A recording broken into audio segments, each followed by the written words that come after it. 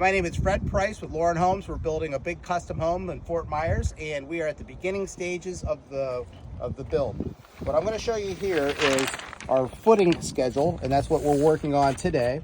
And this is the outline of the home. And inside of the home, there's going to be notes showing, say, number C here. And there's going to be notes over here that show that that's a 36 by 36 by 12 inch concrete pad footing. All these little black dots around the perimeter of the home it's what it is indicating rebar. So the footing gets dug, the rebar goes into this footing. There's different depths and widths of the footing by this footing schedule that are shown on the plan. We'll come out now and we're going to sort of walk the job and look and make sure that the bars are in the correct position and that they have the correct depth dug and the right type of rebar.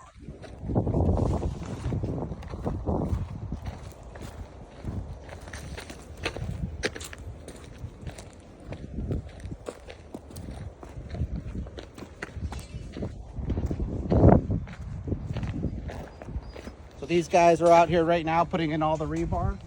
The footing has already been dug. This dirt has been tested for compaction. So what happens with the when we build in Florida is we elevate the house pad and then we dig down into the dirt that's compacted in order to dig the footing. And you'll see this is one of those 36 inch by 36 inch by 12 inch deep pads. The reason there's a lot of rebar there is because it supports a weight load for this home on the front porch. And we will walk around and take a look as the guys here put in all the dirt. And this is the phase that we do before we build in the stem wall, which will be our next video. And we'll show you what that looks like with this home, how we get the slab in the side of the home to finished floor height. If you're looking to build in Southwest Florida, please look us up, Lauren Homes. We build in Cape Coral, Fort Myers, Alva.